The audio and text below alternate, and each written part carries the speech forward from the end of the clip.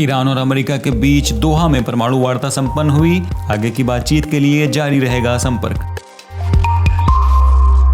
America के साथ होने वाली बातचीत के बारे में इस्लामी रिपब्लिक ईरान के विदेश मंत्रालय ने बताया है कि ईरान के वरिष्ठ परमाणु वार्ताकार और यूरोपीय संघ के विदेश नीति उप प्रभारी के बीच वार्ता जारी रहेगी। ईरान पर लगे जालिमाना प्रतिबंध हटाने के लिए 27 दिसंबर 2021 से 8वें दौर की बातचीत शुरू हुई थी, जो 11 मार्च 2022 तक चली, जिसके बाद यूरोपीय संघ के विदेश नीति प्रभारी जोसेफ बोरेल के प्रस्ताव पर बातचीत को कुछ समय के लिए विराम दिया गया और वार्ताकार अपनी अपनी राजधानियों को लौटे।